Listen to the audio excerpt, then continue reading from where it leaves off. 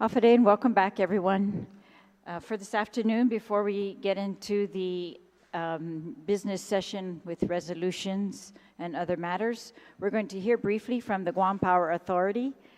Tomorrow, we are slated for a solar farm tour, and we're going to hear from them today as to the solar farms and matters that are relevant to the Marianas. We have with us today Assistant General Manager of Operations, and she's also a certified engineer, Ms. Jennifer G. Sablan. And we have Tracy Limtiaco, who is the Assistant General Manager for Administration. And I know earlier we had the Chairman of the Consolidated Commission on Utilities, Mr. Joe Duenas. All right, so please, Assistant General Manager of Operations, Jennifer G. Sablan. Hi, good afternoon, Hafa Adai. Madam Speaker, Senators, our visiting delegates. Is this echoing? Okay.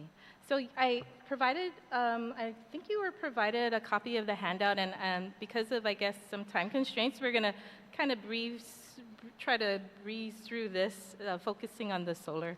So my name is Jennifer Sablan. I am the Assistant General Manager of Operations, and before that, I was actually the Strategic Planning and Operations Research Division Manager, which handled planning for the authority. We worked on the Integrated Resource Plan that looked towards planning for future resource and addressing strategic issues such as fuel diversity, fuel security, affordable power, and in these studies and planning sessions, renewables came up as an alternative to address a lot of these issues. So in the first few pages, it just describes the utility, but we can go to page or slide 11, where there's a graph, and this is the graph of the fuel pricing that affects not just us, but I'm sure affects the CNMI as well. And this is just to show you how the price of fuel really does affect our utility.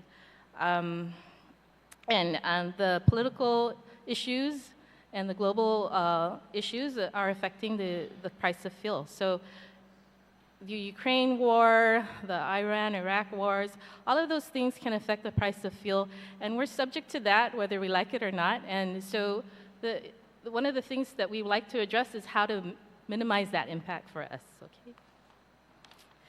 So the next slide is just GPA as a two-rate structure. We have a base rate that's pretty fixed for mainly labor and some of the operation maintenance costs. And then there's the fuel adjustment clause, and that's really just for fuel. And that rate is always moving, and it's the chart that you can see. It's the base rate is the blue line, and then the LEAC rate just adjusts as fuel costs go up. So this is a significant issue for us and for our ratepayers, and so again, it's something we try to focus on. The next slides just show us as comparing with other utilities, and Guam is actually lower than a lot of the islands in the Pacific and Hawaii. So we're doing something good to address some of the issues concerning power costs. We've been told that, renewables are the future and that we should focus solely on it, but as an island utility, I think we need to have some responsibility and be a little bit more prudent about some of these choices. So we still look at conventional generation to ensure that we have the facilities and the capabilities to support the load and the growth. We are the sole utility for the island, and we are also the utility serving the military. So I'm pretty sure, and we are both on the same page, that they want to make sure that we have a reliable system that can provide the power during a rainy day or any other days that we may run into. So we still focus on providing the conventional generation to support our system, and that we look at improving efficiencies so that we're addressing costs in fuel costs as well as operation costs throughout the utility. So it's still a part of our consideration when looking towards future generation. The next slide talks about the Ukuru power plant, just showing that, in addition to renewables, efficiency matters, and that impacts how much fuel we use, also an impact on costs for our ratepayers. And I'm just going to skip to more pages just to focus. So on slide 17, GPA actually initiated renewable studies back in 2008. We were able, through contract, through a purchase power agreement, basically a private utility coming on board, we commissioned a 25-megawatt solar farm in Dundon, and we do not own it. They own it, they operate it, we just buy power. And the conditions are, they guaranteed a certain amount of power over 20 years, 15 to 20 years, and if they don't meet the delivery requirements, there's a penalty. And that's the savings we would have gotten if they had delivered power. So our contracts are private partnerships. We want to make sure that they're responsible for everything from the construction to the interconnection to the delivery and the O&M of the facility. So we had our first power plant, our solar farm, commissioned in 2015. It's 25 megawatts. We actually, through a grant program, was able to put in a 275 kW wind turbine. And then in 2021, we were able to commission, through another purchase power agreement, the KEPCO solar farm, which is 60 megawatts. We are actually currently going through a bid process for, it's the phase 4. It's our 4th attempt to acquire renewable contracts with GPA. We were initially going up to 180 megawatts of solar. 120, and it looks like we got a very good bid, and it's up to 180 with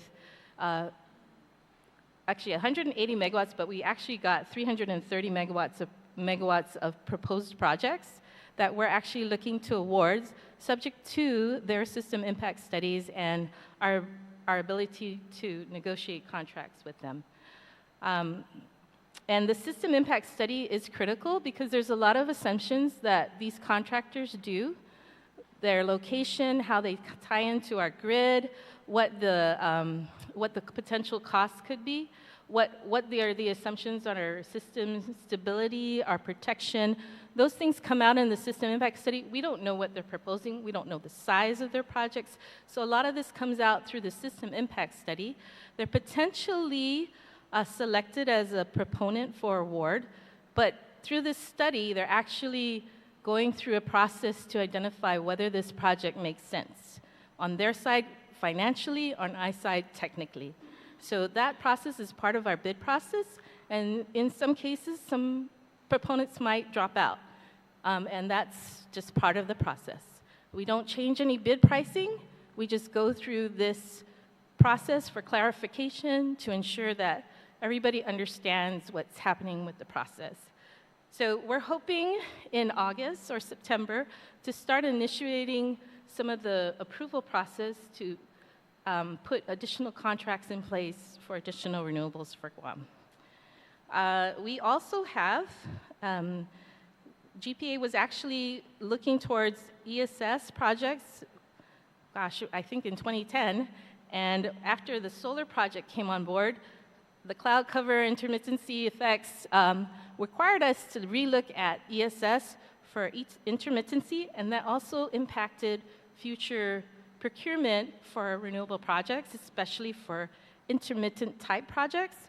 And so ESS for GPA, we were able to bring in a 16 megawatt hour battery to support our initial solar contract. And then we required batteries for the future solar contracts. And in our phase 4 procurement, we're actually requiring them to provide shifting capability. So in addition to just providing it as it produces, we're saying, well, half of your production should go into a battery and deliver that at night, because our peak is at night. So we have 2 batteries. Initially, the battery is supposed to address some of the frequency and stability issues that we had with our system. We broke that up. We had a portion of that do that, which has been great, and we had a portion address the solar, which has also been great. So we are looking in the future to look at more batteries, to address stability, to provide peaking support and shifting capabilities. And so that's something also down the horizon. So if you look at the page, sorry, we're on page 18. This is a picture of a day over just 15 minutes or so, where cloud cover had affected the export or the production of solar, and this was at the Dun farm. And so this was real evidence of how it was impacting us as a system, and that batteries would be able to address it. The next page is the frequency regulation battery, which is in Agania. And this battery, again, was to address the stability of the system.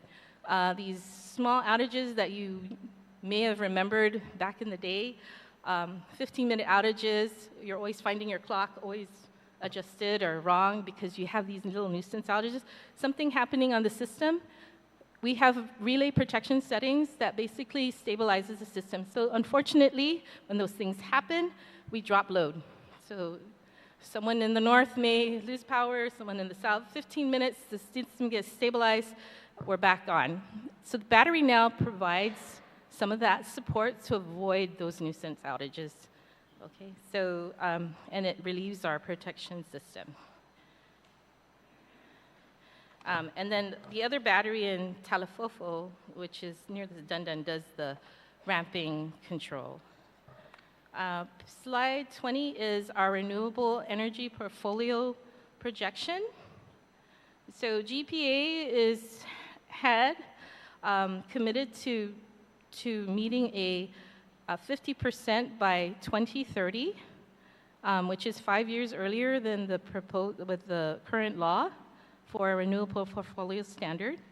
And right now we're around 15%.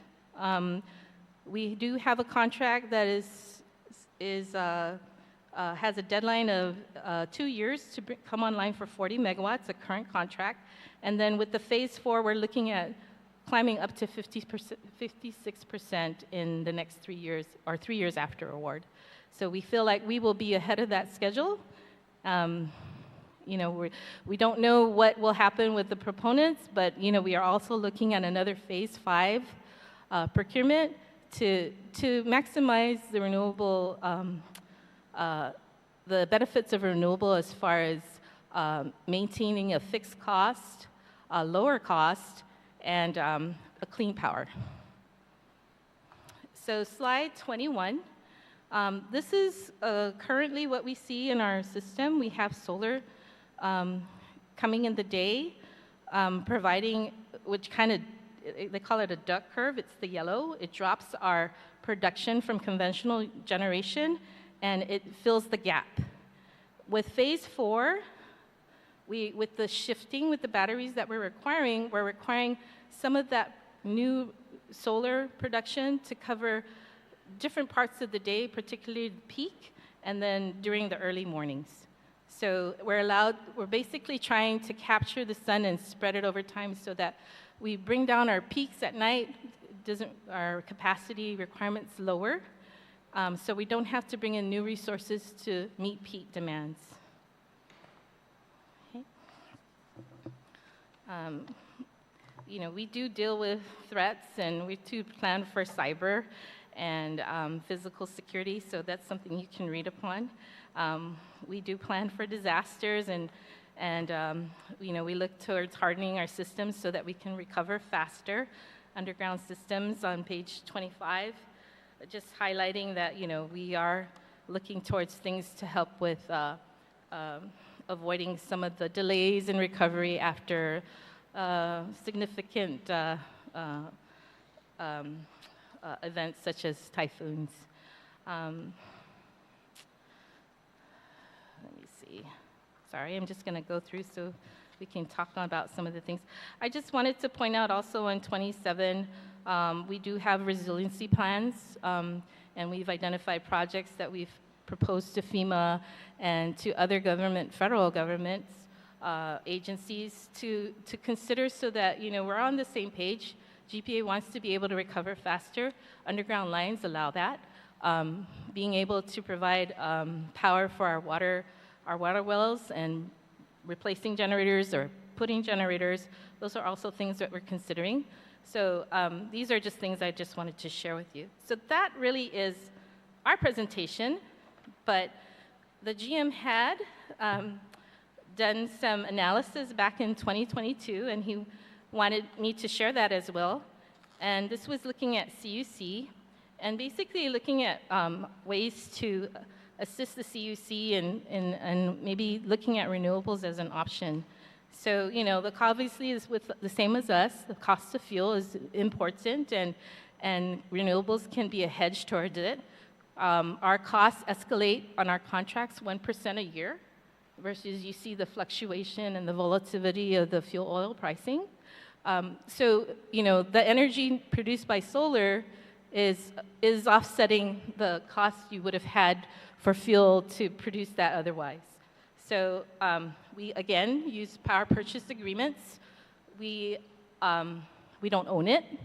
They are responsible for providing the land to develop the construction, the financing, everything. We just buy the power. And again, we have performance requirements that say, okay, we have a contract with you, you still have to deliver it. And if you don't, there's penalties. So those are things we have. We are requiring batteries for everything going forward, especially for intermittent type renewables. And in Guam, that just seems to be the proposal that seems to win the bids. We've seen other renewable projects, but they haven't come in close to what solar has. So, you know, we would like to see firmer type of renewables, maybe in the future some wave or some other projects that have, you can depend on their output regardless of the weather, right? So, you know, one of the things that he mentioned is land availability. Is there property that can be offered? Some of the things that we've looked at in the past, and we actually worked with the military, was looking for land so that we can reduce the cost of contracts. How can we both work together to provide it? And unfortunately, that project fell through. It got held up in protests. But it's an opportunity that should be looked at. If there's land available and there's ways to minimize the project costs, I think that's something that should be considered. And again, system stability is important. If you don't have the information to share, it has to be evaluated whether the proponents understand your system. Once their project comes online, is your system going to be stable? So a system impact study is critical in any evaluation for renewables. This was just the next slide was the comparison in costs and the impact of how fuel has on your rates. And this one shows 2021, 27 cents, and then with a 22 pricing, it's up to 39 cents. So cost of fuel impacts your rates, right? The next slide, slide 32, just shows how you can achieve a renewable portfolio standard with putting in renewable projects. And really, utility scale projects come in with a bigger, better benefits. You get the benefits of a larger scale, lower costs. You're able to bring in parties that can put in the financing to build these projects. If they're built in a certain area, you're able to develop the area, bringing in transmission lines or whatever you need to that would support the transmission of this. So you've got a utility, a new partner that's helping kind of improve the infrastructure on your site. And then the next page is just an evaluation of savings. How can renewables save you? Based on maintaining a fixed escalation rate versus, versus solar costs. And there's different things you can do with solar. You have frequency ESS, so having batteries support that versus load shifting. They could have an impact on your costs. Using batteries to move your product at night, where you're probably spending more on fuel, could also lower your energy cost. Again, the duck curve, which is showing how renewables affect production during the day, and then what battery shifting on page 35 could help with spreading renewables over possibly your peak period at your utility. So, you know, there's some conclusions here. I think I've touched on a lot of it. Renewables can help you.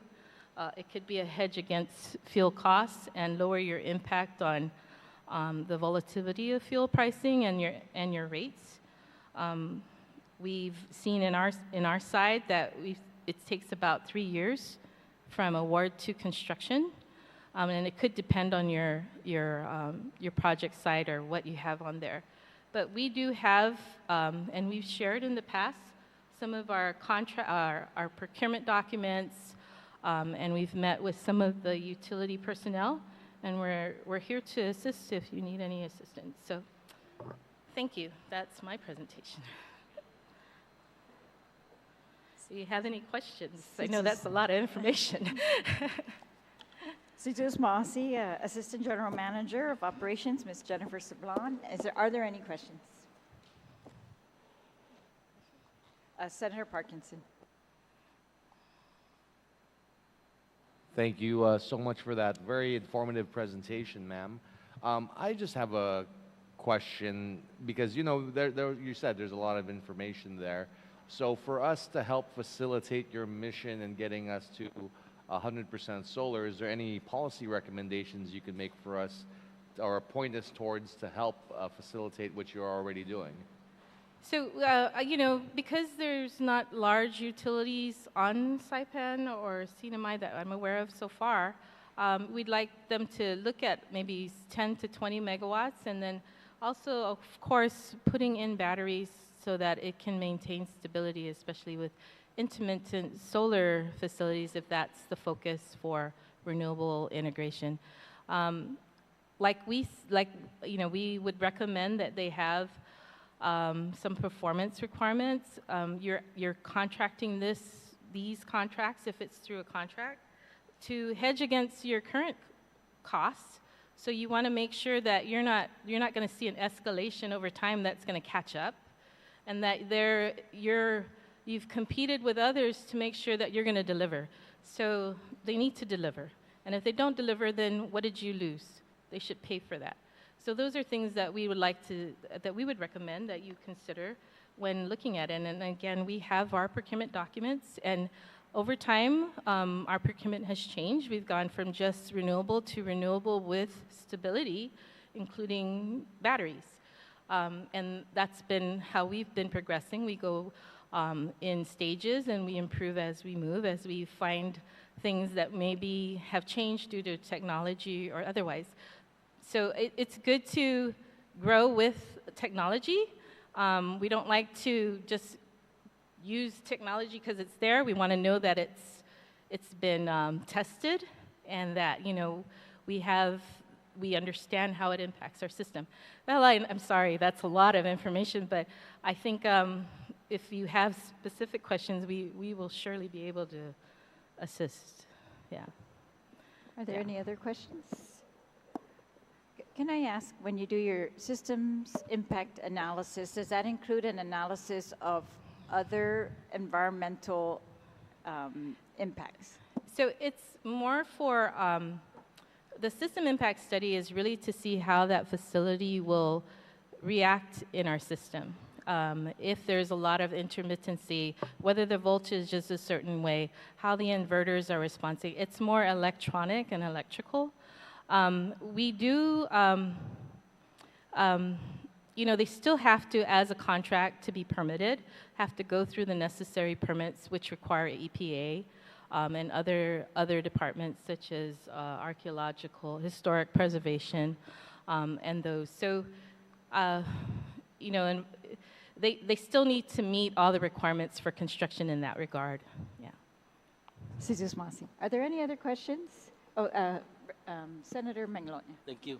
You know, about 8 years ago, we changed our law to include in our utility board of directors somebody from outside the CNMI, a professional, so that we can learn and, you know, improve our system. It seems like I don't know if it's working, but can I ask you, is your agency working regularly with the Commonwealth Utility Corporation? I So mean, do they consult with you, and rather than reinvent the wheel, like learn from your experiences? Well, I know I've met with the former CUC director, Gary Camacho, and some of his staff before. We actually guided them. We provided some of our documentation. We've walked through it. I haven't been there for a year or so, but I know I personally have met with them before about what they should be looking at, what were the things that we ran into. We focused on system impact study because we wanted to make sure nothing goes wrong once the system is turned on. So we did have some of those discussions. We were almost weekly at one point. Because it seems like we renewable energy for decades, but it seems we cannot get over that first step, and Yeah, we're already getting frustrated. And I'm glad that we're hearing this from you, and I hope that there can be better collaboration between our agencies. And I know presently, I think last year our governor appointed Simon Sanchez to be a member of our board, and we hope that he can help us also. And I guess a lot of the concerns maybe that we have is the procurement aspect. It seems like when it comes to that, we can never agree, and that's the challenge, and maybe that's the area that we need help the most, because we have companies coming offering certain price per kilowatt hours, then it seems like we can never get over that hurdle. I just want to point that out, and we're going to probably be reaching out with you with our new executive director here with us, listening in. Thank you. Yes, and we're willing to share what we have and our experiences as well. Jesus Masi, Senator Thank you, Speaker McGoffin. Chalahi. Senator McGoffin. Thank you. Thank you again for that very informative presentation. I just wanted to, I guess, share the information that I know that you had said earlier that you have met with the previous executive director, Gary Camacho, but if you haven't met the new CUC executive director, he's actually sitting back there in the corner. His name is Kevin Watson. He's, just letting you know that he's here on island. I didn't meet him, but that was actually during the typhoon, so Okay. I will meet with him again. Okay. I actually moved my division, so there is a section that handles our renewable, and I've just recently transitioned, so I can make sure there's a connection made there. And I just have to thank again GPA for their never-ending support and effort in assisting the CNMI when it comes to, natural disasters, or even just having discussions with CUC as to how to proceed with the whole renewable energy process. So I know I've met with the GM, Benaventi, a couple of times already. He's been very helpful and very informative in a lot of the discussions that we were having on how to move forward with CUC's struggles. So thank you again to GPA and the rest of the team. Oh, thank you too. I think we share the sentiments with our recent support. Thank you. Jesus Masi, Senator. Any other questions? If not, Jesus Masi again. Sorry, Senator Caneta? Hi, Huffady. Thank you for your presentation. I just want to clarify, is there any environmental impacts with investments of energy, renewable energy? Example, in the States, they're having some issues with the windmills, right? And having those things when they no longer have life with them, they tear them down, and they're also an issue with, sanitization and removal. So do you guys have any opinion on that? And I don't want to say this is an easy answer, but we do require our contracts to be responsible for the disposal of and the removal of all their equipment, the panels, the batteries, and all of that. So it's just because we're not familiar with that, but it is something that we are concerned about, and we want to make sure that someone takes the responsibility of that.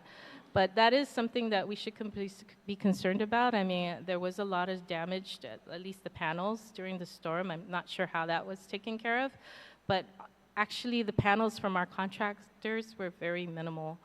I'm sorry, I probably not the best answer, but we do recognize that as an issue, and we call that out as a requirement for the contractors to be responsible if they need to dispose of any of their equipment. Okay, also another clarification. We obviously are in Typhoon Alley, right? So being that we just had a typhoon roll through our area, I just wanted to clarify, was there any recycled material from the typhoon? Because there was a lot of copper wire that was taken down and replaced, right? So what was done with all of that copper? Like the salvaged? Yeah. I don't know, sir. I can get back to you on that. I'm not too familiar of what was done with the damaged material. We did have some theft, but I can get back to you on that. If you don't mind. Okay, thank you. And I also wanted to clarify, do you think it's a good investment for the government to invest into electric vehicles, or do you caution that investment? You know, it's probably a personal choice, but I think with the Biden administration moving towards electrifying, we were actually gearing up for that. We are trying to change our fleet into electrical fleet. We're seeing some delays in some of the equipment being available here. There's no facilities here to really provide the maintenance support for those. That's another issue that we see. We are looking at providing the charging stations for that, and you know, we are prioritizing what we need to do. So it is something that we look at. It's actually part of our integrated resource plan to look at electrifying vehicles and electrifying the island for electric vehicles. Okay, thank you. That's all. Mrs. Mossy, are there any other questions? Okay. Now, can I ask one more? Sure. So when we were talking about submerged cables coming through Guam, they talked about data centers, right, through the islands. But one of the issues is power, right, to those data centers. They needed reliable, and power was very costly. But does solar help contribute power to that type of entity, or does it have to? So solar is intermittent. So the past couple of days, we had actually pretty low output of solar. So I'd be cautious as that's your only backup. I mean, it's a good source of a lower costing power once you've paid off the infrastructure, like days like this. But it's not reliable, so you know they would probably have to have a diesel generator or something like that for those days without solar. Just Mossy again. Okay. Thank you again, Guam Power Authority General Thank Manager, you. Assistant General Manager. Thank you. So again, we'll be, everyone is invited to join us on the solar tour of one of their solar farms, one of their private contractors, and we'll be going there by bus. We'll be meeting here in the morning. We'll be going there by bus. So it's, we're supposed to meet at the Guam Congress Building 8:30 a.m. The bus will depart at 9. It says to wear closed-toe shoes, and we might be able to drive by the battery storage as well, but we'll get down very briefly at the solar farm so you can actually see the ground and how they set that up, and so it wouldn't take over 2 hours, we're hoping. Right? 2 hours. Yeah. Si Diyos Masi.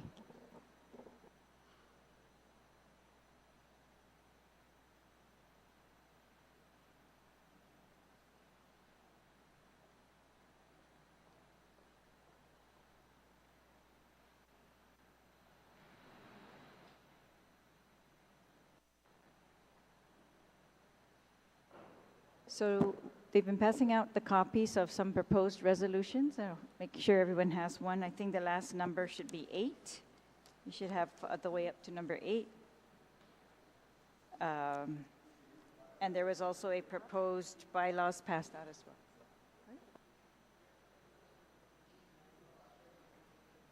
Just making sure everyone has copies. Yes. All right.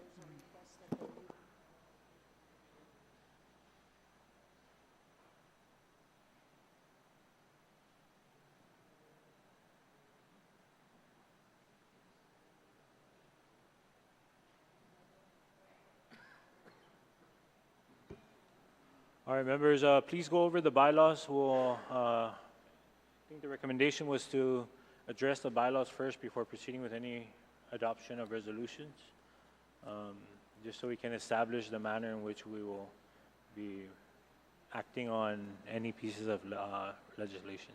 Thank you.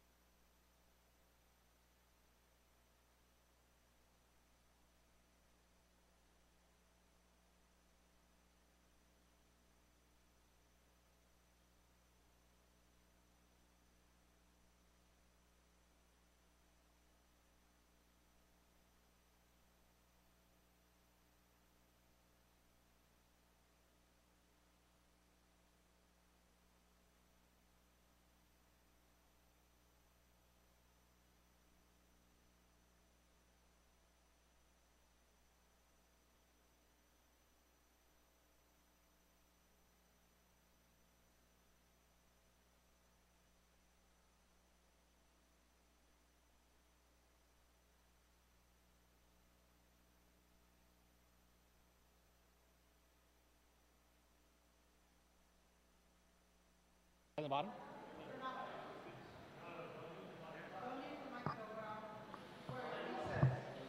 Good. Can everybody hear me? Nobody can hear me. All right. That's fine. Okay. I didn't even turn it on.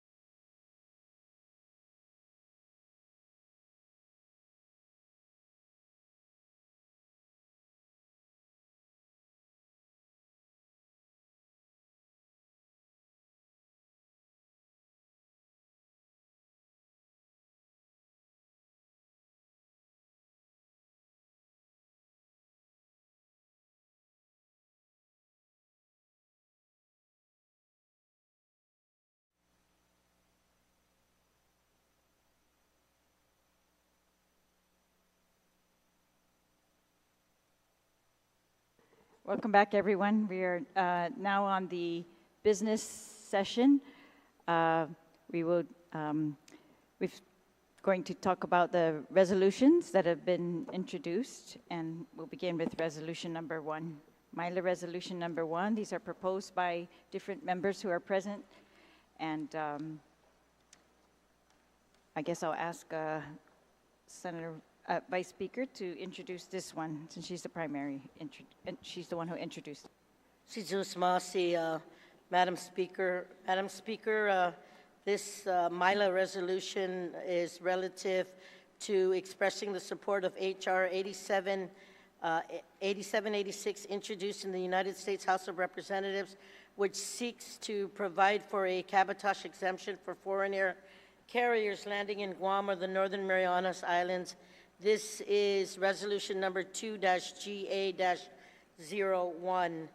Colleagues, as we discussed during this General Assembly, the price of airfare coming and going and transiting through the Mariana Islands have been cost prohibitive for tourists and, more importantly, our own residents and our loved ones who reside in the United States.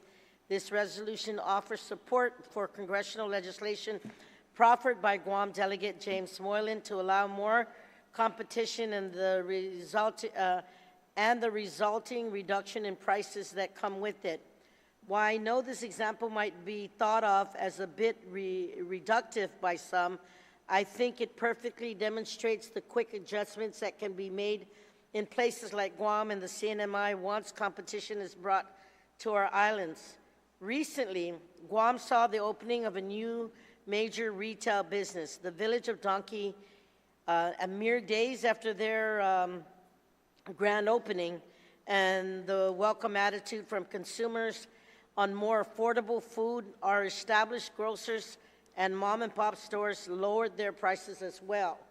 I know the shift in airfare costs arising from a change in cabotage law may be down a longer road.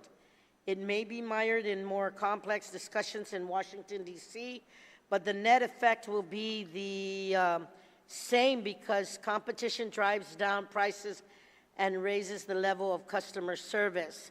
This change will mean greater access to Chamorro homelands for a generation of people in the diaspora. It will mean more visitors can afford to vacation in our territories, and it is the fair way for the federal government to administer our territories. With these reasons and goals in mind, I humbly ask for this General Assembly to support this resolution.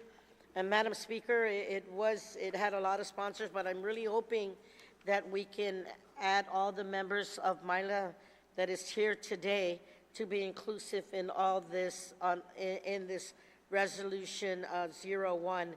As it was being rotated earlier in the day, some may have been missed, and it's only fair that we have an inclusive and unanimous support. So thank you for giving me the opportunity. This is Masi, Vice Speaker. On this resolution, would anyone like to speak on the resolution?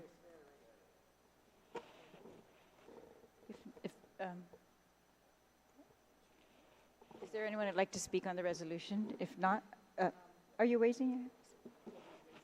Senator Barnett, yes. I just wanted to lodge my support for the resolution, Madam Speaker, and I'm very encouraged that, just several months ago we all came together across the hall in the public hearing room, and this is exactly what we said we were going to do, is to unify our islands and speak with one voice on very concerning issues. So I rise in support of the resolution, ma'am, and I also ask that I be included as a co-sponsor as well. Sijus Masi. Jesus Masi. Senator Babauta.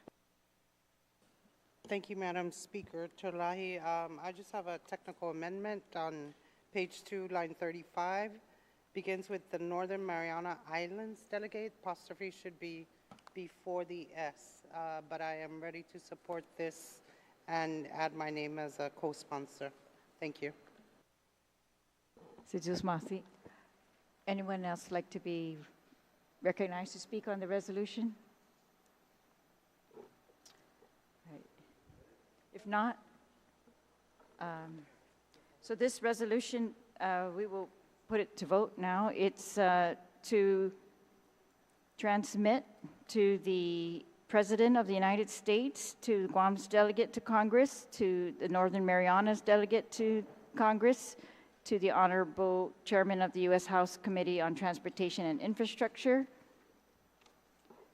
to members of the CNMI and Guam legislatures, to the Governor of the Commonwealth of the Northern Mariana Islands and the Governor Imagahagan Guahan, and to any CNMI or Guam government agencies as deemed appropriate, a resolution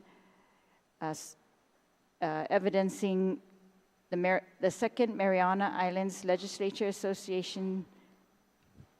I would remove the word second, but the Mariana Islands Legislature Association does hereby express its support of H.R. 8786, introduced in the United States House of Representatives, which seeks to provide for a cabotage exemption for foreign air carriers landing in Guam or the Northern Mariana Islands.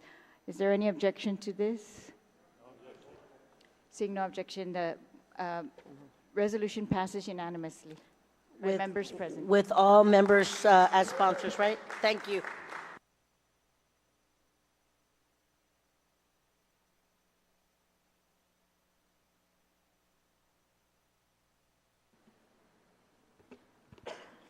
All right, for Milo Resolution number 2, GA-02, I recognize the Vice Speaker. Sizuos Masi, Mr. Vice President. Mr. Vice President, Resolution number 2-GA-02 is expressing support for the sharing of information amongst MILA members relative to the cybersecurity threats through the creation of the MILA Cybersecurity Working Groups. Again, colleagues, during the Micronesian Island Forum, the Republic of Palau shared how wide a hack of sensitive government data was, underscoring a critical threat facing small island jurisdictions like ours in the Marianas. And while much of the spotlight for cyber threats in the region has been on Guam and our island being targeted by the Chinese state-sponsored groups known as Volt Typhoon, the rest of the Mariana and Micronesian regions should also be looking at the strategies from these bad actors and the best practice to defend our people's and government's sensitive information from data hacks and smuggling. That is why I have proffered a similar legislation here on the island of Guam and recently at the Association of Pacific Island Legislatures and now here at this General Assembly to focus on these threats as a unified team. Like those measures, this resolution calls on Guam and the CNMI to share our latest information on the threats and responses with each other to the extent practicable. By doing so, I hope that neither of our territories have to face the aftermath of thousands of sensitive personnel jackets or health records or financial reports get leaked or ransomed by the persistent advanced attacks we face today. By adopting this resolution, we can take the first step toward a goal, and I hope I can count on all of your support. So thank you for giving me the opportunity to speak on this measure. And on this, Senator Taitigui has been working with me, and again, I open it up to members of this August body, inclusive of First Senator Tello, and then the rest of the members who would like to be on it. Madam Speaker and Mr. Vice President, because I think this is also very key and very important as we in this region have seen what is happening to us. So, Sizuos Masi for the opportunity to present.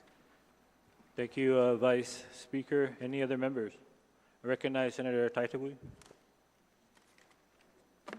Thank you so much, and for the opportunity to stand in full support of this resolution.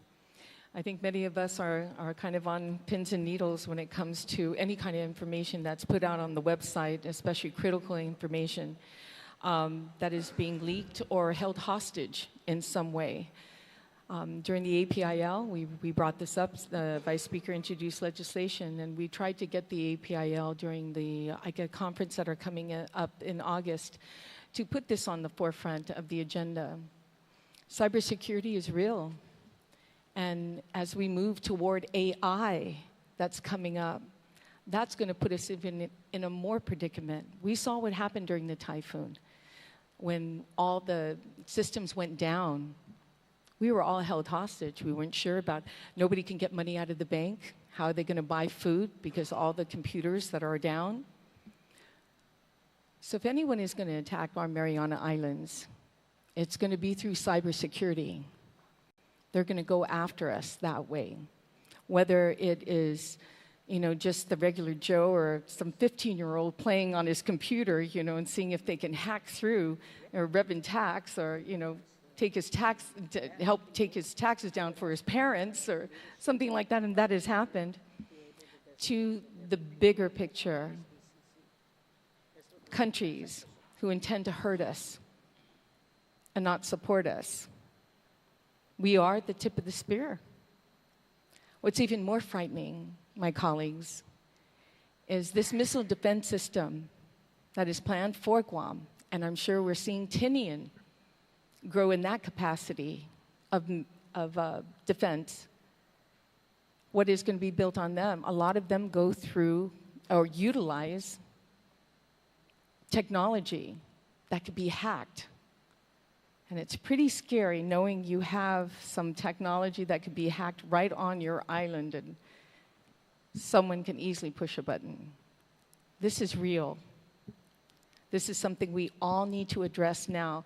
And again, I can't stress to you, AI, artificial intelligence, is growing so quickly, faster than we can introduce legislation to ensure that no harm is done to our islands.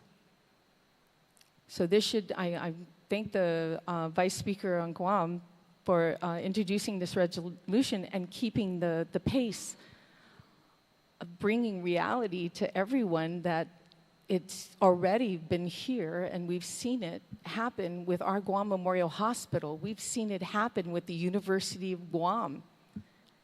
These hacks are happening today. So again, I thank you for being the co-sponsor of this, and ask everyone to please be vigilant about what's going on with cybersecurity and AI. Thank you. Thank you, Senator Taidogui. Any other members? Recognize Senator Barnett. Thank you, Mr. Vice President. I would like to ask the author a question, if she would so yield. And the question is, if you could go into a little bit of the process for how this working group would be formed. Sorry, can I proceed? Recognize.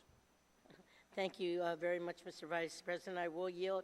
On this effort, all the members will be a part of that. I would yield to the leadership of both representations, of both island representations, and make sure that we're informed and that the information will be distributed to the members of this August body. And if there's anything else that needs to be added, and opened and mindful to letting that happen. But as this resolution will bring this cyber working group together, I would yield to the leadership of this August body to see who the representation is. With APIL, the working bill was a representative from each island nation. And with us, there's 2 island nations. It could be through a designee, it could be as a whole, it could be based on who's designated or appointed by the leadership.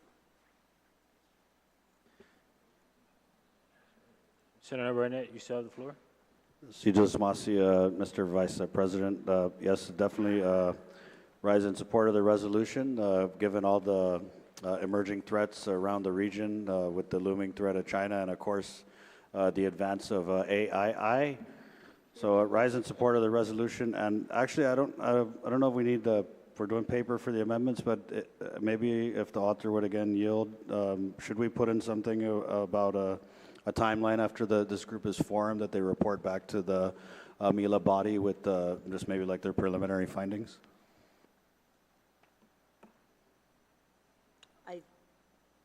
I'm going to, Mr. Vice President, if I may, I think I will yield back to, again, the leadership of the of us being presented here to give us that timeline and work with us. Of course, thanking the legal counsels from both island nations to look at what's in front of us today, and if there's any technical changes or amendments that need to be made, that they will let us know. Cito Swansea. Thank you, Senator Burnett and Vice Speaker. Recognize Senator San Augustine. Well, thank you, Sir Vice President. You know, I stand in support and to be added as a co-sponsor, and maybe just everybody be added on, and then unless they choose not to be added, they ask to be taken off. Thank you, Mr. Vice President. Thank you, Senator San Augustine. Any other members? If there are no objections, I'd like to make an amendment on line 17, page 1, to add the language after Guam, that Guam and the CNMI, and then it carries on, establishes a regional cybersecurity working group. Any other member?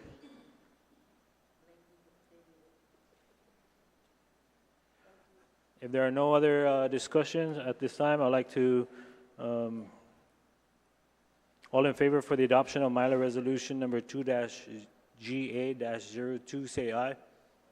All opposed, say nay. The resolution 2-GA-02 is hereby adopted. Therefore,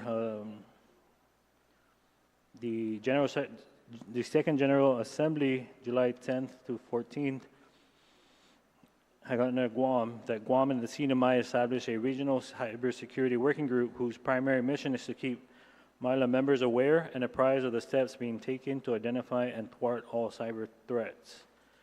Copies of this resolution will be submitted to the CNMI and Guam legislatures, the Honorable Arnold Palacios, Governor of the Commonwealth, Honorable Lourdes Leon Guerrero, Imagahagan Guahan, and to any CNMI or Guam government agencies as deemed appropriate. And all members, with no objections, all members will be included as sponsors in this. Thank you.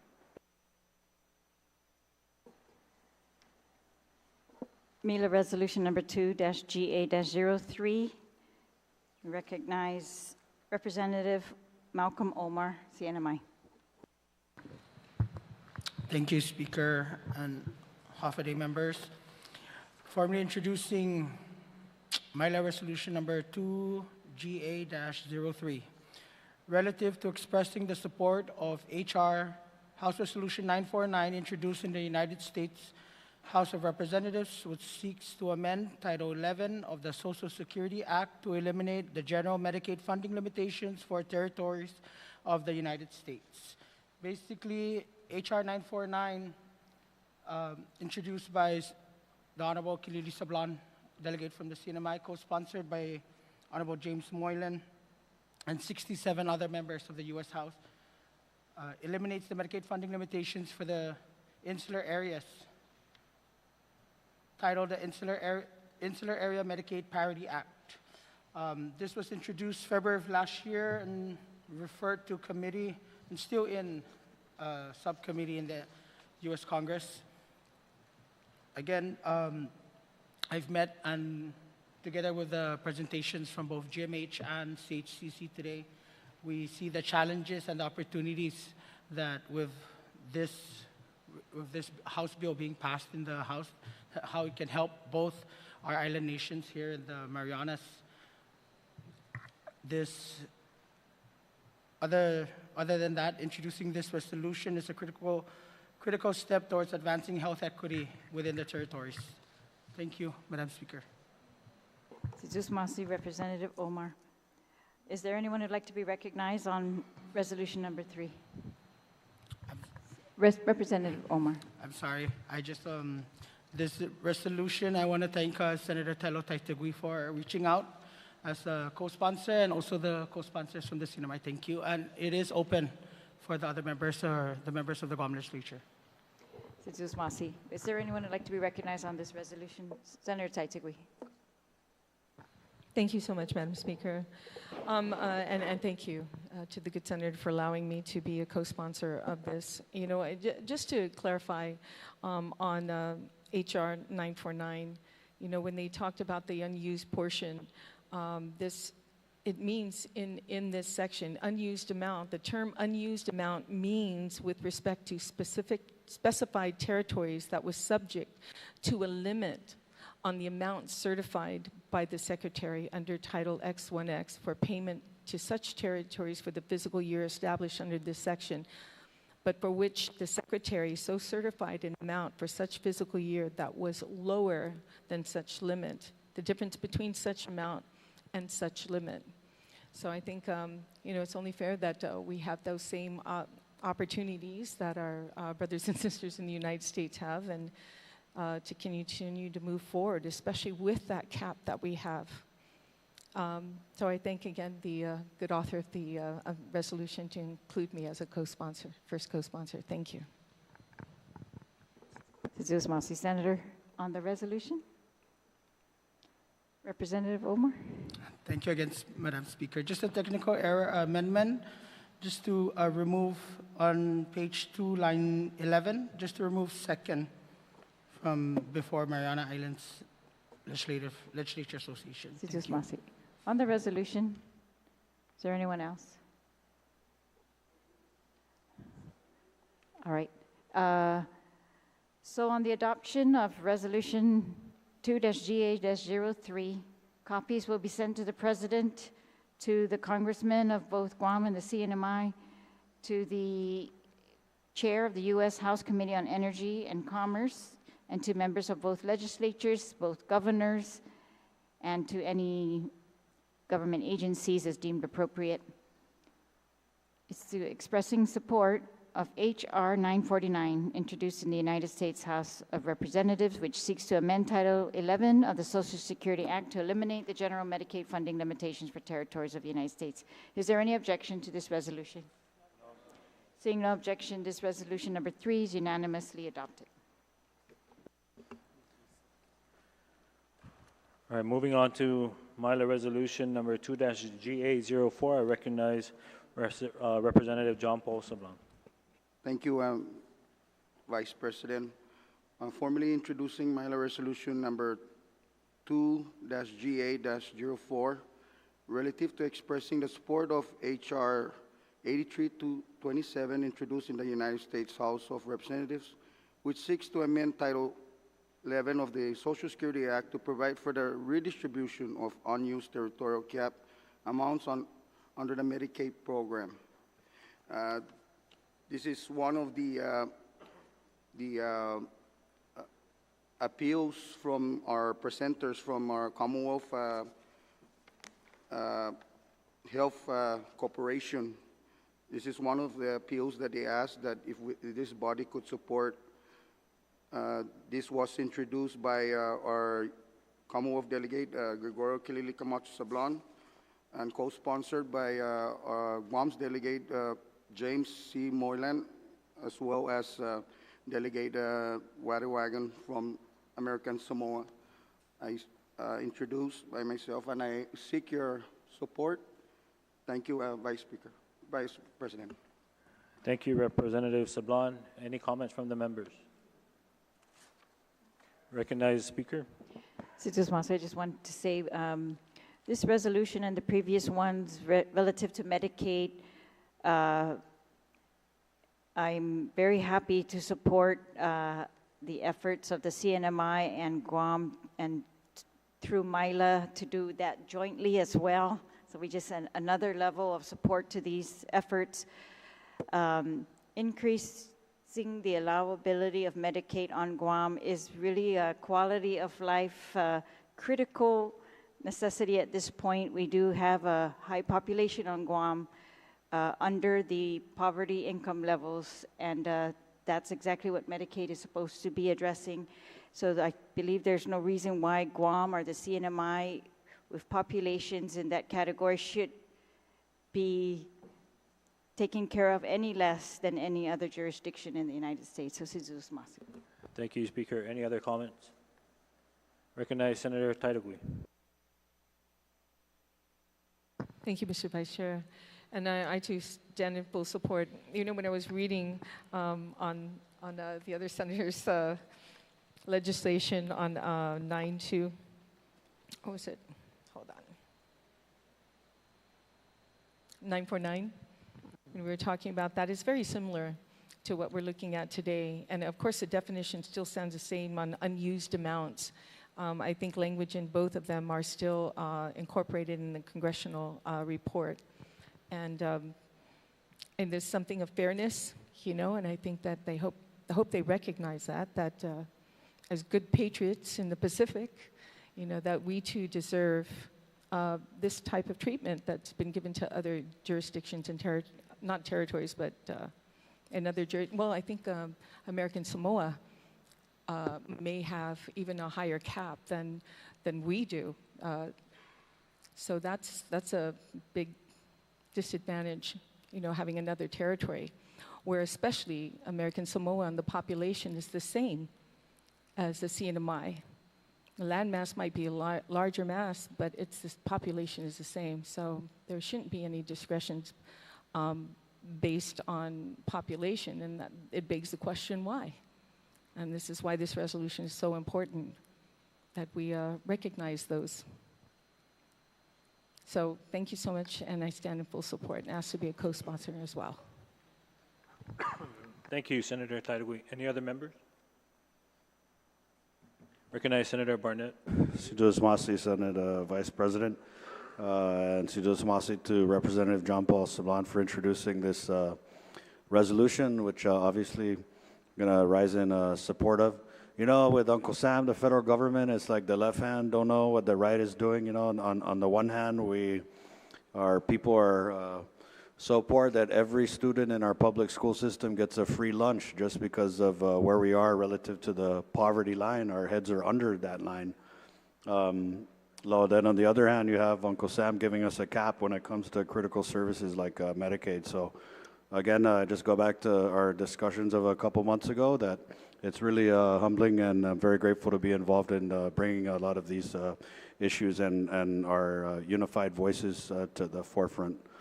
Sidus Masi. Thank you, Senator Barnett. Recognize Representative Omar. Thank you, Mr. Vice President. Again, I just want to extend my support for this resolution by the Honorable Chairman John Paul Sablan. And just to touch on Senator Tello, the CNMI has the lowest federal cap for Medicaid at $66 million, and it's true. That's the thing with the Insular Area Parity Act. So, again, I just extend my support for this bill and the resolution introduced earlier. Thank you. Thank you, Representative Omar. Anyone else? If there's none. Thank you. Recognize Vice Speaker. Thank you, Mr. Vice President. In the efforts of supporting this resolution 2-GA-04, I just want to thank the good author, Representative John Paul Sablan, for introducing this measure, as it literally shows the collaboration of us working together to see how these caps can be redistributed. And I ask that we all be sponsors of this resolution also, if it's okay. All right. Sanamasi. Any objection from the members? No objections. All right, with that, all those in favor of adopting Milo Resolution 2-GA-04 say aye. All opposed say nay. Resolution is hereby adopted. Copy of this resolution will be provided to the President of the United States of America, the Congress, to CNMI and Guam delegate to U.S. Congress, the governors of the two territories, the two legislatures, and any CNMI or Guam government agencies as deemed appropriated, and that the Assembly hereby supports the H.R. 8786 to provide for the redistribution of unused territorial cap amounts under the Medicaid program.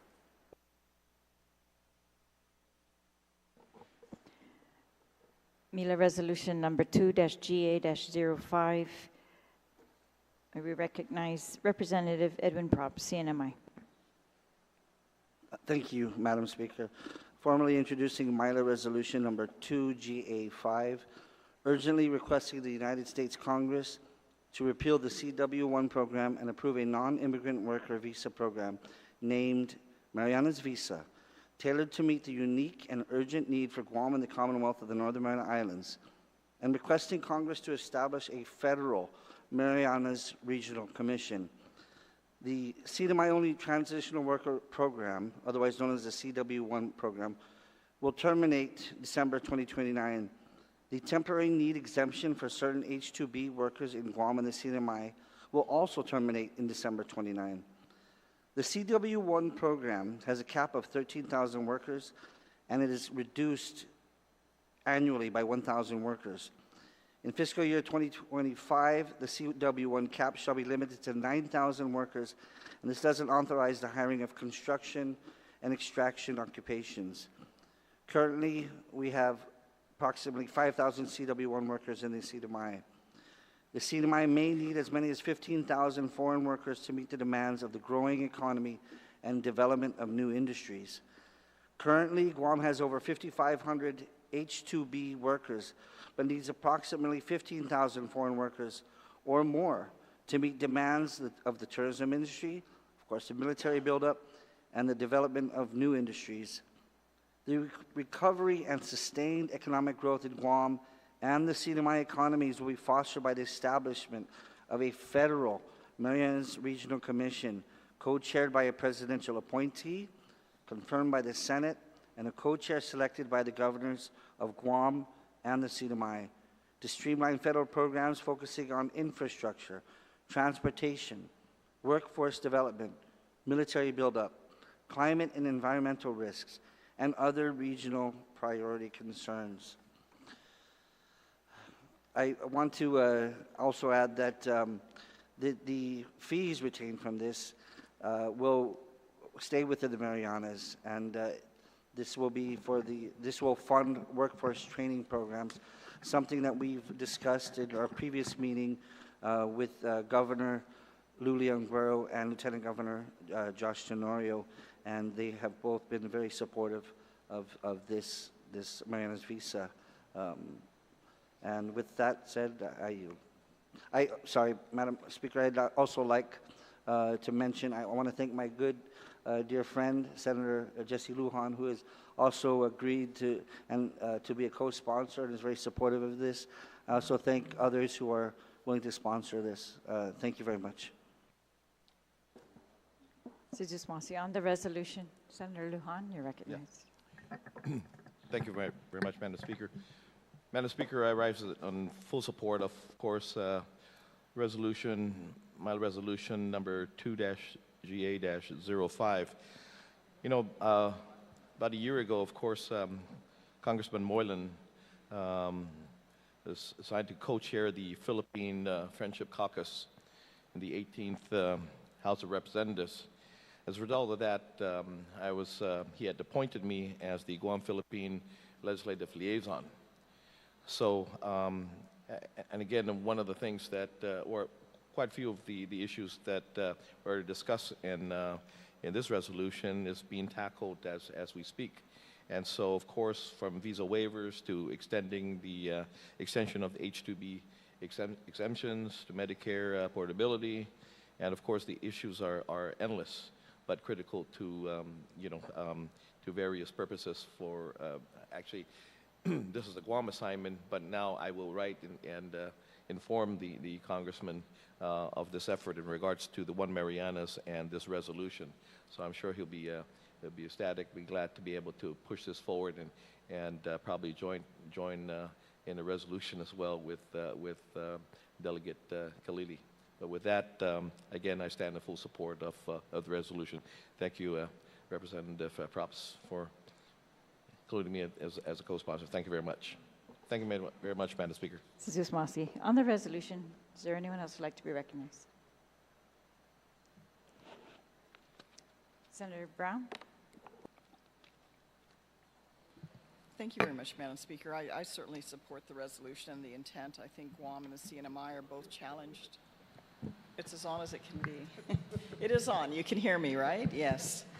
I just think we should add, and I recognize we've added on the tourism industry, the military buildup, development of new industries, but I think it's also important to include maybe on line 12 of the first page, affordable housing or our local construction industry, because I'll tell you, that is an area for a lot of our people. I'm sure also with you and the CNMI that we, because of the impact that we've had with regards to these workers coming into Guam, the cost of construction has risen substantially, that most of our own local people really are not able to even build a home, a simple home, or even do any extensions or expansions because the cost has gone up so significantly. So I just think if that's something we can put maybe at the very beginning, right before tourism industry, because I think at the end and the beginning of the day, certainly addressing the needs of our local people, because we certainly have the workers here and they've primarily been focused on the military buildup, and we've seen that investment.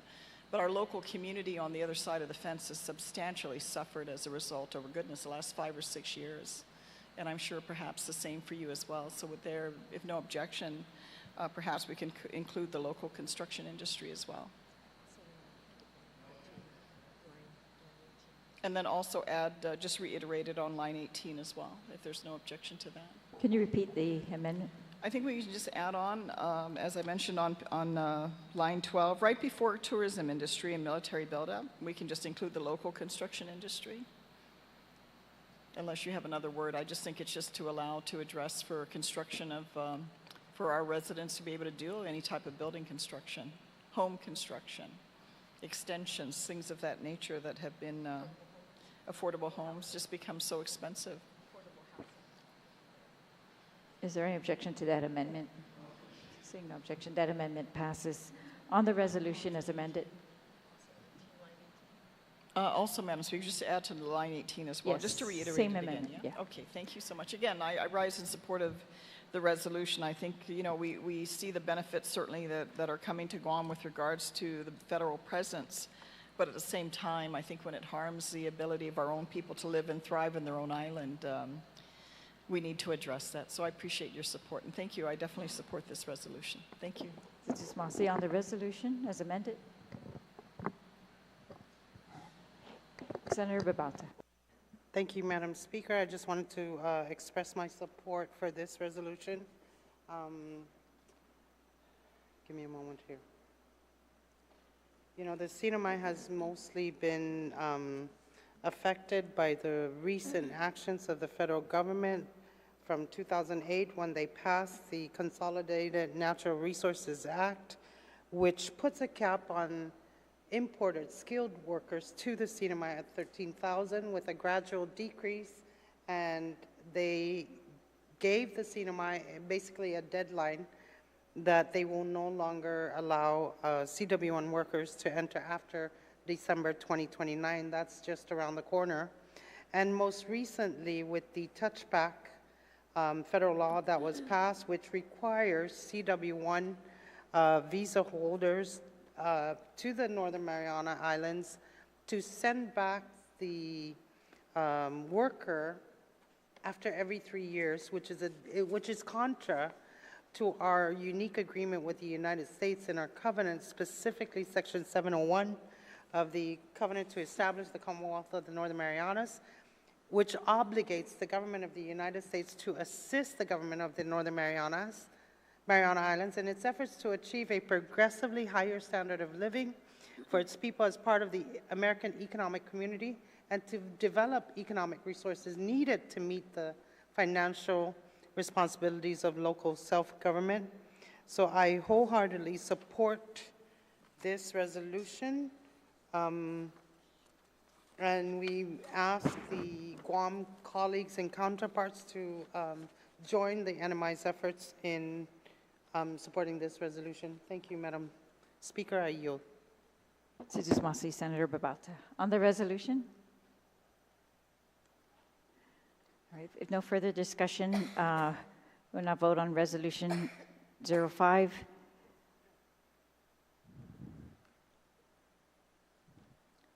Does two things. It will repeal, it will seek that the United States Congress repeal the CW1 program and enact a Mariana's visa program in its place, authorize needed non-U.S. workers for Guam and the CNMI, and retain the fees from the Mariana's visa program to fund workforce training program. It would also Be resolved that the United States Congress establish the Marianas Regional Commission, co-chaired by the presidential appointee confirmed by the Senate, with co-chairs representing Guam and CNMI, to streamline federal programs focusing on infrastructure, construction, transportation, workforce development, military buildup, climate and environmental risk, and other regional priority concerns. On this resolution, all in favor, please say aye. All opposed, please say nay. So this Resolution 05 is unanimously adopted. Next, we have the MILA resolution number 2-GA-06, and I recognize the Vice Speaker. Cito's Masi, Mr. Vice President. This resolution number 2-GA-06 is relative to expressing support for expanding regional disaster response capabilities across the Mariana Islands. Cito's Masi, to all my colleagues here, in the spirit of collaboration we have endorsed throughout this assembly, I have also introduced a resolution seeking better teamwork on disaster response. Colleagues, after being struck by our first typhoon in 20 years, it became clear to many residents that the government of Guam could be better in its recovery efforts, especially when it comes to sharing critical information, while telecommunications are unreliable at best and non-existent at worst. I believe with the lessons learned from Typhoon Marwar and the wealth of experience that the CNMI has gained with your more active typhoon history over the last few decades, our people can mutually benefit from a renewed effort to share our mistakes and successes and reevaluate our pressing needs that can be addressed in a number of ways, like updated plans to deploy our respective local workforce who can supplement the number of people working to restore utilities, treat injuries, and process claims for services. And I also want to share that with erosion, coral bleaching, and earthquakes also threatening our islands, this approach to expand regional disaster response capabilities can lead to a host of good work for years to come, and I humbly ask for my colleagues' support. When we did this, I didn't have time to ask for sponsorship, but I'd like Mr. Vice President to include the whole body as co-sponsors, because I think that this is very crucial, as both island nations have been able to see and literally experience the disasters that go on in this region, and with our expertise combined together, this will bring a better resolution to help each other out. So, on a motion, Mr. Chair. Thank you, Vice Speaker. Any objection on co-sponsoring? If there's none, recognize any other members for discussion? All right. With that, all in favor for the adoption of MILA Resolution 2-GA-06, say aye. All opposed, say nay. Resolution is hereby adopted. This allows the states of the General Assembly expresses support for expanding regional disaster response capabilities across the Marianas, and copies will be provided to the legislatures, the governor of both Guam and CNMI, as well as other CNMI or Guam government agencies.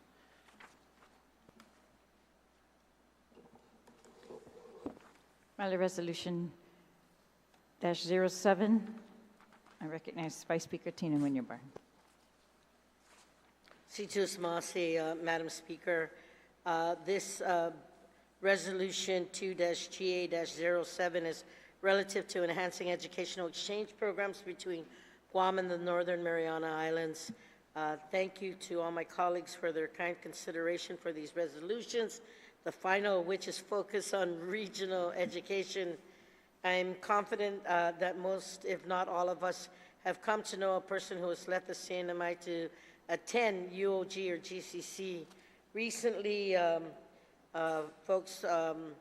colleagues, I had the pleasure of employing one such son of the Marianas.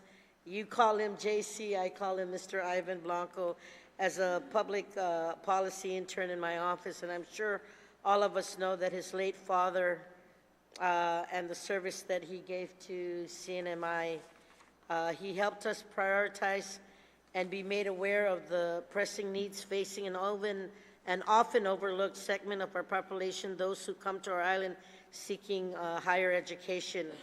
Whether it's the condition and capacity of dorm rooms or tuition subsidies in jeopardy, Mr. Blanco's time in our office proved that a more active, more collaborative approach to these issues can make sure more promising island leaders finish their degrees and return home to contribute to their communities. I hope by establishing greater regional cooperation in this regard, we will be laying the groundwork for more of our students to get degrees in Micronesian studies, Chamorro language, archaeology, marine biology, agriculture, and other fields that support a sustainable economy. I know that if we all see the pipeline from supporting local talent and a rising quality of life, and by tackling this effort with a regional mindset, I'm confident we can graduate more young professionals, stand up more small businesses, and hire more civil servants, all of whom will improve the lives we live on our islands here together. And I just want to say that I'm truly, truly impressed by the work that JC, you guys call JC, and we call Ivan here on Guam. He will be graduating next week from the Coast Guard. He is still on a scholarship with the University of Guam, on a very large scholarship, and with those efforts, it was just proven that with the expertise coming together and sharing it with both sides, we can literally bring more leaders to the table, young leaders to the table. So, Madam Speaker, I also ask that if all the members of this August body would like to join, I humbly ask that they be put on, because this is something that we can truly see successes in and be more proud. Coast Guard talked about all the Chamorros that we're on. We see that all of them we can bring more to the table. So, Sizus Masids and Sizus Benedisi. Thank you. On the resolution, is there anyone who'd like to be recognized on the resolution? If not, then all in favor of resolution 07, please say aye. All opposed to resolution 07, please say nay. Resolution 07 is passed unanimously. Okay. Resolution 08, we recognize the Vice President of the Senate of the CNMI, Senator Donald Mingalonya. Thank you, Madam Speaker. Formally introducing Resolution 2-GA-08, encouraging the CNMI and Guam residents to pursue regenerative nutrition security, regenerative sustainability, and to practice multi-story agroforestry to support local regenerative food production. Colleagues, the Mariana Islands face significant challenges due to climate change, soil degradation, and loss of biodiversity. Pursuing regenerative nutrition security involves adopting agricultural practices that restore and maintain healthy ecosystems, ensuring sustainable food production and improved health outcomes. Regenerative sustainability focuses on reducing environmental impacts, promoting biodiversity, and enhancing resilience against climate change. Multi-story agroforestry, which integrates trees and crops, is vital for the Marianas as it improves soil health, increases carbon sequestration, and supports diverse food systems. Together, colleagues, these practices can bolster local food production, ensuring a sustainable and resilient future for our islands. And I open the floor for any members who would like to co-sponsor. Thank you. Sizus Masi, Vice President, on the resolution, Senator Taitakui, you're recognized. Thank you, Madam Speaker.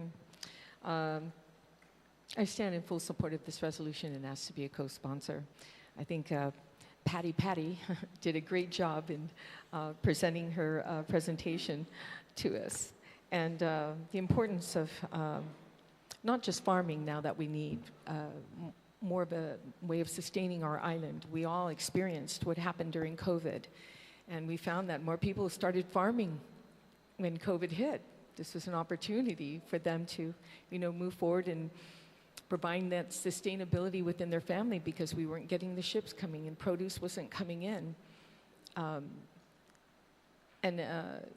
Madam Speaker, the importance of water security too and protecting our environment, it goes hand in hand. But I think because of the climate change situation, this provides a mitigation to climate change because of the type of farming that is being utilized. It's not just your typical going out and, digging up the ground in the front of, behind your house and planting. It's more than that. It's about the ability to do this correctly so that we can mitigate some issues when farming can strip the land, when farming can cause erosion, certain aspects of growing trees in certain areas. And I think this agroforestry is the way to go, and the encouragement that our island, your island, all the islands, which has been done in generations past.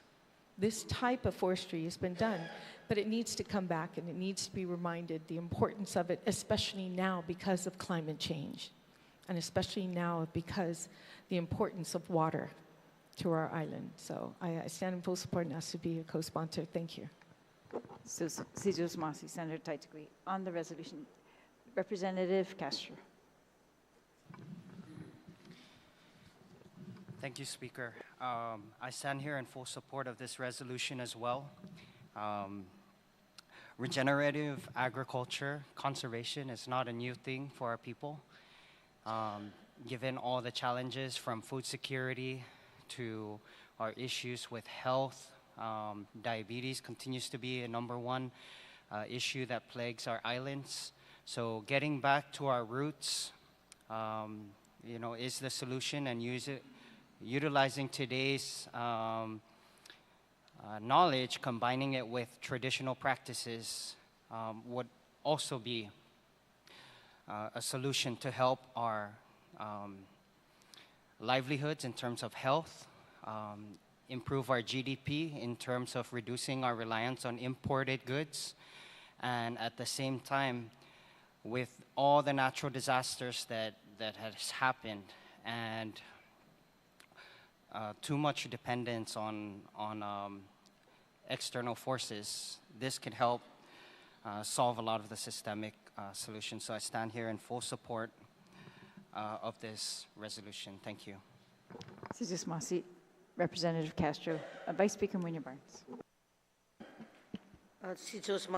Madam Speaker, I too stand in full support of this measure, and as the explanation was going on, I was looking at line 15, page 1, and I was wondering if we can also include, it says the Northern Marianas College, maybe the University of Guam in this effort? On that amendment, is there any objection to include the University of Guam? Seeing no objection, that amendment passes. Thank you, Madam Speaker, and I support this effort a lot, and hopefully that we could be co-sponsors to this resolution. On the resolution, Senator Barnett, you're recognized. Madam Speaker, and thank you to Senate Vice President Maglonia for introduction of this resolution. Last night at the reception, I was treated with a supplemental discussion with Ms. Patty from the college about this practice, and I was encouraged to learn that she works closely with the College of Natural and Applied Sciences at the University of Guam in trying to promote this type of very sustainable agroforestry. And she was actually explaining that there are ways to mitigate contaminants in the soil through the use of composting. And so what they've been able to do is create a whole level of soil to grow in with the use of compost, thus eliminating almost completely the heavy metals like cadmium and arsenic and other potentially harmful substances that are in a lot of our soils, just due to various contaminations relative to commercial pollution, military pollution, degradation and destruction left over from the war. So definitely think this is something that our people would be encouraged by. And also we would greatly benefit from this type of agroforestry. Like I said yesterday, I feel like a lot of our, crops, whether it's alageta, laguana, manga, bilambines, it all, to me, can stand up with any other fruit from any other part of the world. And the more we can grow for our people and the more we can grow sustainably, I think is an effort that's to be supported by all of the islands in the Marianas. So again, Sijo Swansea to the Senate Vice President, and very humbled to be included as a co-sponsor in this resolution. Sijo Swansea, Madam Speaker. Sijo Swansea. On the resolution, is there anyone else? Senator Brown. Thank you very much, Madam Speaker. I also rise in support of this resolution. I have to tell you, I've enjoyed the presentations that have been made on all the variety of subjects that we've had over the last couple days, but this one in particular and the presentations that were made really bring to light something that we need and something that we also have the capability and opportunity to actually invest and expand in our respective communities, both here on Guam and the CNMI. The whole idea that this has been a traditional way of planting for many years is a wonderful opportunity for us to address not just our food security, but environmentally to recognize and respect the wonderful capabilities that our islands have and that our land in particular has to continue to provide for the existence and the sustenance of our people in all our respective islands. And I think it's very environmentally compatible. The fact that we can do this type of agriculture without having to impact or bring in pesticides or any other type of herbicides or anything that can adversely affect, as Senator Tello had brought up earlier, the quality of our drinking water. It's a plus all around. I think with this proposal and this resolution implementing what's been proposed by this is a win-win for all of us. So I definitely rise in support of this and certainly hope that in all these resolutions that we've all supported that everyone be included as a co-sponsor. And thank you again for the CNMI in the introduction of this resolution. Thank you, Madam Speaker. Sijo Swansea, Senator. On the resolution, is there anyone else?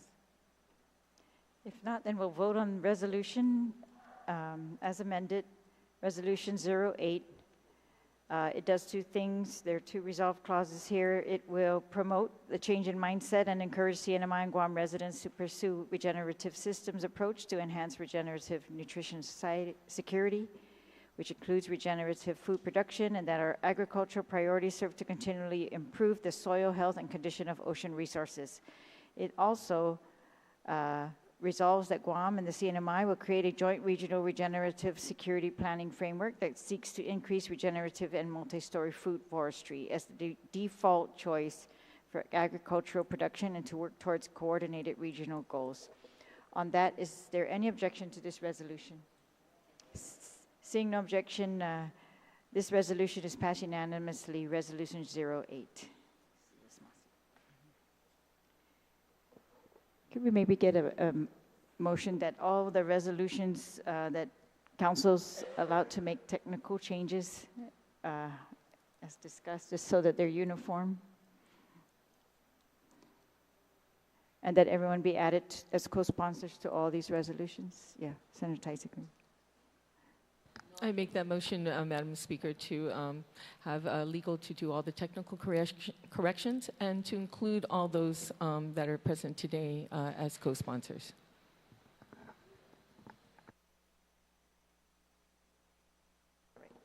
All right, on that, is there any objection? No objection. Seeing no objection, that motion carries. Sijo Swansea.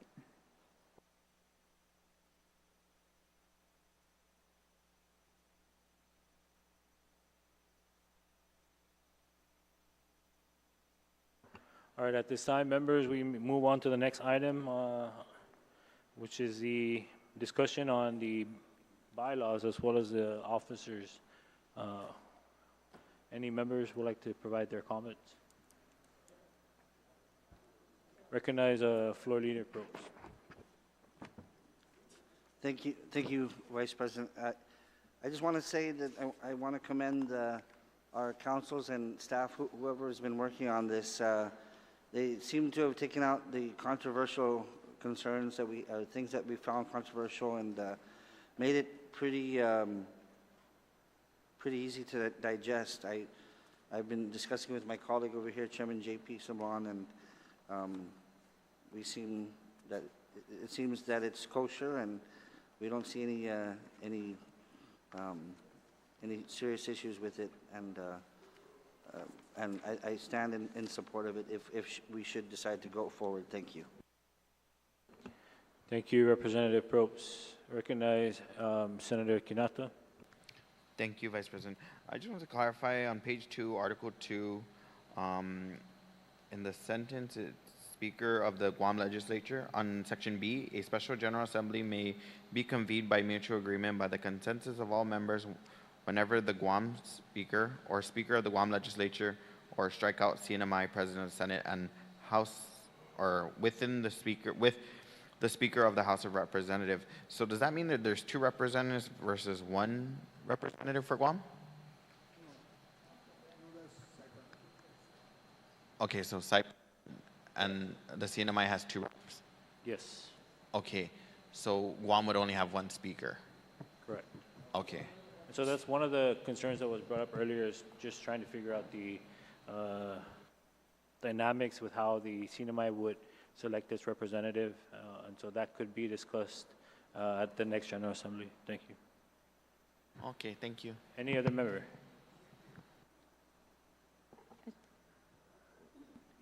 Recognize Senator, Representative Castro, and then. Thank you, Vice President. So on the same token, Article 2, Section 1, Item B, my question, or I just wanted to find out the language, does it have to say together with, or can it be and or?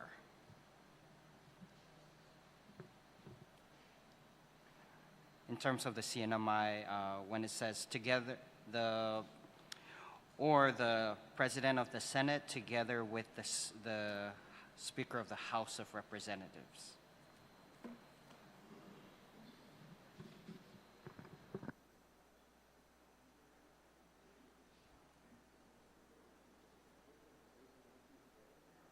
I withdraw that inquiry.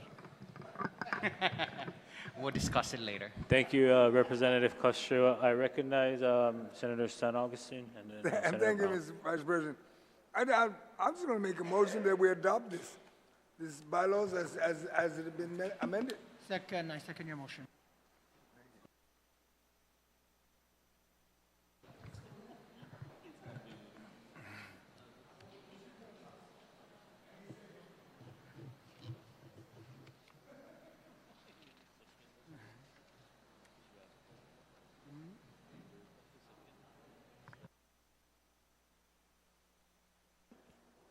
If there's still folks that want to speak, Mr. Vice President, I have no problem with that one. But at the end, I would still motion to adopt it. Thank you. Thank you. Thank you. At this time, I recognize Senator Brown. Thank you very much, Vice President. I don't have any real objections in any way to anything that's contained within these bylaws, but I think it would be nice if we actually had the opportunity to review them so that if there's anything we want to add or amend, that we table this until the next meeting early next year, and then that gives everyone an opportunity to review and see if there's anything we want to add so that we can actually formally adopt it versus we adopt it today and then come March of next year or whatever month we're going to meet, we're coming to amend it.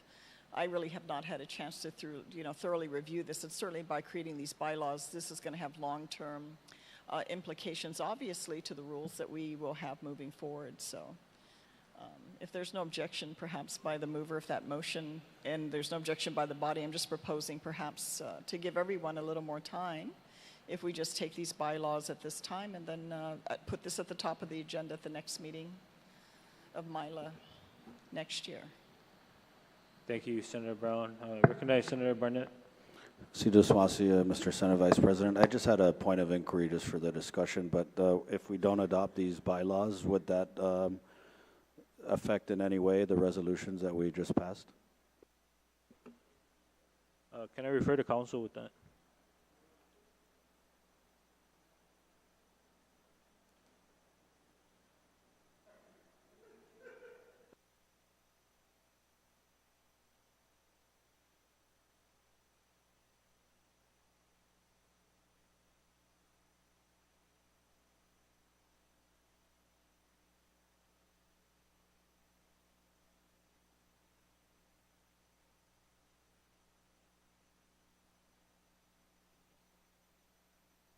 To address the question by Senator Barnett, after conferring with Council Bermudez and Council Heighton, we do not see any legal impediment for the passage of any of the resolutions this afternoon.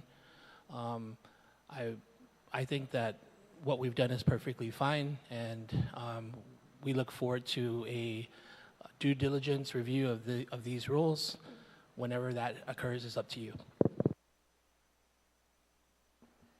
Senator Burnett, thank you. Any other members? Recognize a speaker. I have no objection to tabling them. I do agree with the amendments that have been made so far by council. I just want to put on the table that March, I think for us, is a little bit difficult. We have so many activities in March because of Mes Chamorro, and although it would be fitting, but I don't think we would want to miss any of those. So I'm just trying to think of another month to put as our regular, I don't know what that would be, maybe April, yeah, or June.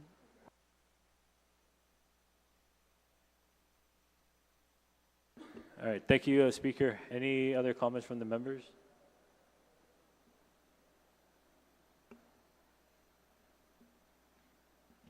So, Mr. Vice President, does that mean that we're going to table this? My only concern is that I understand the concerns that, if there's any amendments, but this bylaws right now is very, it's so simple, you can't get any more simpler. Anything to add on it is pretty much add in as you go. But I'm just concerned that that legal may have said that there's no legal buying. We're passing a resolution, but ni bylaws it of it,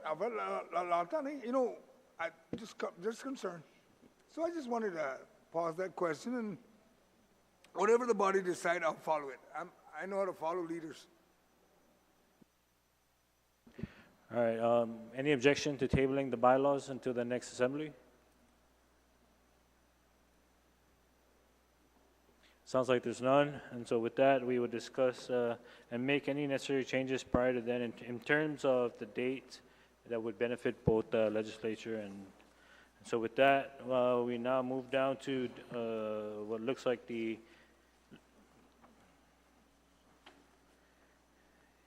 discussion on the third General Assembly. As you know, since Guam hosted this year, the CNMI welcomes and invites the Guam legislature to Saipan for the third General Assembly. And again, the date will be finalized upon discussions from both legislature to determine a time for when that will happen. And so with that, any closing remarks by the members? Recognized Vice Speaker. Thank you, Mr. Vice President. First, I want to extend a Undunkaluna Sizus Masi. The term enough maulik, right, to make good, really has a shared sentiment in my heart, seeing both island brothers and sisters come together. And I just want to say that if we didn't meet any of the expectations, we apologize. But more importantly, as we structure the Maila and with what we've come up today, we hope that the dialogue and the collaboration and the coming together solidifies our sincere heart for un Marianas. And having served in both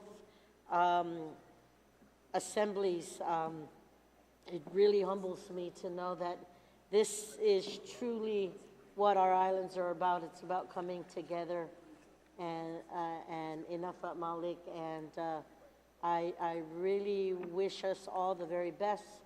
I know you guys celebrated your independence, your liberation earlier this month. Ours is on July 21st. We invite you guys to come back. And more importantly, as we celebrate our survivors, our World War II survivors, a lot of them are over their 80s. And as they are the greatest generation that ever lived, we just extend our viva to the survivors for the freedoms that we live today and for literally the peace that they advocate for and the coming together of our islands, making sure that what we produce and what we share to our communities, that it was in the best interest for all our generation today and our generation for tomorrow. And the successes start from us here. So thank you. And Dunkelina si Jus Masin si Jus and Bini DC Ham Gagia Gwini. So God bless each and every one of us. Sana Masi. Thank you. Thank you, Vice Speaker. Any other member? With that, can I get a motion for adjournment? Sorry, before we entertain that, recognize the speaker. Situs Masi, yeah. Just like to, one announcement, but then I would also like to just thank everyone. But first, so tomorrow, the solar farm tour, for those who are interested, we set this up, we're gonna get on the bus here at 9 a.m. So not any earlier, but 9 a.m., please. We can be to the solar farm by 9:30. We're gonna go to the Marble Cave 1. While we are on the bus, Guam EPA is going to brief us on their perspective on solar farms and what they look for and their criteria that they do for permitting. And while we're there, we're going to get down. So they want closed-toe shoes. We're going to look at the farm itself and the battery storage, or the operations room, the control room. We will drive by the battery storage system, and we will be back here by 11 a.m. All right, so it's a very quick tour. For those who are interested, you are welcome to invite your staffs and all of the other presenters who have come as part of your delegation. But I would also like to say Sidus Maasi to all of you who came, and particularly to the heads of the delegation, the Vice President and Floor Leader Props, for their assistance and cooperation in co-hosting this second General Assembly of the Mariana Islands Legislative Association. I'd like to also thank Representative Sablan for his daily, weekly, and coordination since we met a couple months ago and laid out on the table for the first time after 13 years our joint concerns and some of the topics that we might bring today. And I really want to thank the presenters for bringing their technical expertise and recommendations to us that we've been able to act on, and hope that we can continue to do so going forward. And I'm very excited and very, very grateful for your participation here and your generous contributions and for hosting us. Part of this, I know we are going to be taking turns, but this one, it was a very joint collaborative effort. So, Sidus Masi again, Torus Ginini CNMI. Thank you, Speaker. And actually, it was Representative John Paul Sablan who took the initiative to get everything set up along with our partnering agencies. And so with that, I'd like to recognize the chair of this delegation to provide a few words. Thank you, Vice. I wanted to take this opportunity to really thank you, Madam Speaker, and the rest of the senators for the Guam Legislature. And to the people of Guam, thank you very much for your very great hospitality while we're here. I know that Madam Speaker and I had worked for almost 2 months just trying to coordinate this, and I really thank you guys for really being here and participating in this very, I believe, really a working group that I think with all the resolutions that we pass is really under a spirit of one Marianas, and that's the goal of this assembly, and I look forward to really continuing this assembly, and I want to really thank you guys on behalf of the CNMI delegation, and we look forward to really seeing you guys in Saipan next year. Thank you. Thank you, Representative John Paul Sablan. And also we would like to thank the staff of the Guam Legislature as well as the CNMI Legislature for assisting the members here today and trying to get all of these prepared for. And so we thank you for your assistance today. With that, members, can I get a motion for adjournment? All right. Our motion was made and seconded. All in favor, say aye. All opposed say nay. The second assembly is hereby adjourned at 4:40 p.m.